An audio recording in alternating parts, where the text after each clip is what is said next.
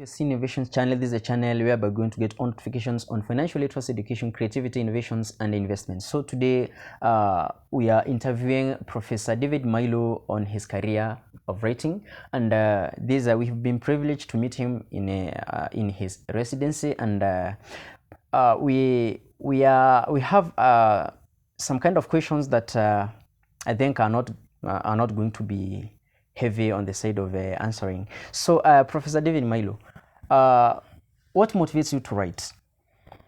Well, thank you for the question. To write is actually to communicate. Okay. And the idea of writing, I write because I think I have a story, I have something with which I would like to share with the people. And that is the base of it. So it's communication. I'm talking to people. I'm telling people this is what I feel about this and that. It may help them in one way or the other, but it's a dialogue. Okay. At least I have talked. I've given them my point of view, and maybe it's something I want to put across. Yeah. I want them to see how they would react. So motivation or writing is actually communicating. Okay. Yeah. And when did you start writing? Well, I started writing right from the beginning. As soon as I went to school, I said I liked actually storytelling, and I still remember during my intermediate school, I still liked writing, writing whether they were letters or something like that. But I must say I started doing that at a time when I had never heard of anyone who had written anything. In Kenya, maybe I didn't know much about other writers elsewhere. I still remember it must have been in the 60s. At one stage, I remember asking one of my teachers, "Can an African write?" And he thought quite a bit and said, "Wait a minute, I think I have heard of someone in Nigeria who wrote something." I don't know whether he was referring to the work of Chinua Achebe because he published his book in 1957, or he could have been talking about Amos Tutuola, who actually wrote earlier than that. So, but then that tells you the situation which I was. So it was self-discovery writing, and in the end, I found how to write. Okay. Yes. And what do you write about? I write about human beings. I write stories about people. I'm a poet. I write poetry, and I write books for children, stories, also for adults. Communication. This is when you seem to love the word the professor. This is actually where you profess. You actually tell the world who you are and share with them, because you are sharing knowledge. That is it. That's where the title professor fits the most. So for how many books have you written? Yeah, I still, before I answer that, I go back to the word the professor. the professor part of it is, well, let me put it this way. A professor to be a professor doesn't help you to write. What helps you to write is your creativity, your mind to write. Okay. And so, what was your next question? My question, I was asking, how many books have you written so far? I have written, I think I have published nearly 80 titles, and they include books for children. I have written quite a lot for children, and they include fiction, non-fiction, and so that is the number. But I'm talking about the published works. The published. I have very many unpublished works, and in future, if the means are there, then you see a lot of what I have written, and I feel embarrassed even to talk about the number, but I have written a lot. You've published more about 80 books, 80 titles, that is. Yes. How many manuscripts do you have which are unpublished? Oh, that is what I was trying to run away from that, because if I say that, it's rather embarrassing, but I have actually over 100 unpublished works. 100 unpublished works? Yeah, but I must correct you that I have been at it for a very long time. Okay. So it shouldn't frustrate the people who say, hey, I haven't written even one book, and this person says he has so many unpublished works. If you have been at it for a very long time, then it's possible to have very many books unpublished. And I have actually to say, most writers in parts of the world would have some unpublished works. But here the problem in Kenya is publishing is a problem, because you write, the publishers are few, and most of them are interested in publishing school books and nothing else. So when you go into general writing and the others, well, you end up in having most of them. We are not investing much in publishing industry, and that is actually where the government has failed totally. Okay, so it's like a message you are giving to maybe the government that we should create more publication companies to ease the job or to ease the work of publication, because there are so many writers currently in Kenya, but they cannot afford maybe to publish their work. I see it much more than that. Writing, reading, publishing is the base of every developed community. Without books, without reading, without publishing, you cannot promote you can't promote any development in whatever in the fields we are talking about. So these are the tools for developing your culture, whether it's your religion. Yeah, let me put it this way: for those who brag, I'm a Christian, I'm a Muslim, what would it be if the Bible was not there or the Quran was not there? So actually the book the written thing is very, very important in the cultural development of any community, and publishing, writing, and reading is very paramount. In fact, we are now proudly talking about, we are developing, but we are also trying to compete with communities which have actually history or culture of reading. The culture of reading is very, very important for any developing community. Without reading, how far can you go? Okay, bearing in mind that West Africa has been in the front line of writing many books, particularly in the traditional way of living in West Africa. How do you say, or what can you talk? How can you talk about this compared to East Africa? Maybe the work of West Africans compared to the work of East Africans? I wouldn't like to look at it in that way, because if you are talking about West Africa, maybe you are talking about Nigeria and Ghana. There are writers like Chinua Achebe, Wole Soyinka, Ajikwe Ama, but in East Africa and other parts of Africa, there are also other writers, and we do not have to go into the details of who is who.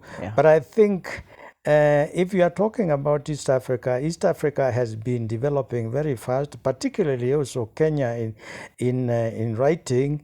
Well, Kenya has produced two famous writers with international name, and my brother Ngugi wa Thiong'o. I'm the second person on that list, and there are other upcoming ones. And writing is rather difficult, because go to South Africa, go elsewhere. Once in a while, you can get a writer coming up from this part of the world and the other one, but it's a collective effort of. I would rather talk about writers from Africa rather than writers from East Africa, West Africa, or something like that. Yeah, having many writers in Africa, and maybe we see you write common things. have you managed to work together, maybe to write, to collaborate with other African writers to publish a single book that is written by two, maybe a West African and Professor David Mailu? No, I think what you are talking about, we call it anthology. I have, for example, stories which have been published together with other stories in a single book. This anthology is very common with writers, but in terms of writing together, sitting together with other writers to develop one book, that one I haven't. Okay. And most writers write alone, so I have actually been writing alone. Exploring my thoughts and developing my thoughts alone. Okay. And in most cases, you don't, as a writer, you don't need other people. You only need yourself and your pen. You don't need to be in a posh place to write. You can write whether you are in a bush or anywhere. That is, and your mind. You need your mind, your pen, and their paper. That is what you need. And you can't, this is not something that you can say, I would like to go and talk to my beloved, then I'll be able to write well. It's not something you can say, I'm going to take a beer or something, then I can write well. No, you need your brain. You need creativity to create what you are seeing and put it in writing. Writing is not like music. No. Well, but it is in writing is now. Thank you for coming up with that. I happen to be gifted in the as an artist. There are several ways of expressing myself. If I can't write, I can sing. Okay. About it or what I feel. If I can't write and sing, I can paint. Okay. So actually singing is it's a creative effort. You are trying to deliver a message in one way or the other. So is painting. Yeah, so that the three of them, writing, singing or composing and painting, these are, it's the same thing. You are trying to express your feelings, your thoughts. Okay. Yes. And who are your favorite African writers? I don't know whether I could say particular people, but I like reading from other writers. Okay. I have had a liking for what Chinua Achebe did, and quite a number of other individual writers. I've been reading them. There are not very many, so I would say every main writer in Africa, I've liked reading them. Ngugi wa Thiong'o, Ikwensi, and Ayekwe, and anything which has been published, and it's not very much not much has been published on really on writing or creative writing. So anything which was published, I would be interested in that, and I can read that. Okay. And I can't say, well, so and so is my really mentor in this. Even in Africa at large, I mean, world at large. Well, I have favorite people I may like to read about, and one of the main ones, Tolstoy, for example. Okay. I like reading him and others collectively. Okay. It's a writer, it's an intellectual. You should be open to read anything. Okay. Yeah. And just giving you 30 seconds to tell us, what do you think could be done to preserve the African literature and promote it? Well, to do a lot. The government or African governments should know. In fact, there is in classic academic world, there is a statement, publish or perish. If African governments, whoever they are, they don't publish, they don't read, they don't write, then they will perish. Okay, you've heard it. What can you tell someone or a young person in Kenya who is yearning to start writing? What advice could you give such a person? Well, I would give the same advice to anyone who wants to run for the Olympic. Practice. Nothing else. Yeah, it's not the kind of thing that you can go to your good father and say, "Can you help me write?" No. It is actually you to sit down and write and continue writing, and it's not an easy thing. It's easy to to think about I can write, but when it comes to it, you actually find it not easy. And this has nothing to do with Africa. Actually, all over the world, whether you go to America, Europe, and elsewhere, writers are few people, very few people. Yeah, few. Yeah, it is a highly skilled or gifted area, and if you are not, but then how would you know whether you are gifted or you are not if you didn't try? You have to try and practice it until you get the best. Someone told me that writing is not like a competition. You compete with your own. Well, I put it this way: writing is public speaking, and I don't know whether public speaking is competition. You actually address the public, which is there. You don't see your audience, but it's you are a public speaker through writing. So the more you practice giving a speech to your audience, the more you improve. Well, you learn your trade as you develop, as you go on. The more you do it, the more the better skill you develop. Yes, but writing is an exercise that you can't say at one stage I'm tired of writing. You can continue writing until your last time and take it as a culture. Yes. Okay. Yeah. You've heard it from the right professor, one of the recognized professors in the Republic of Kenya, the author of 80 books and more than 100 unpublished books.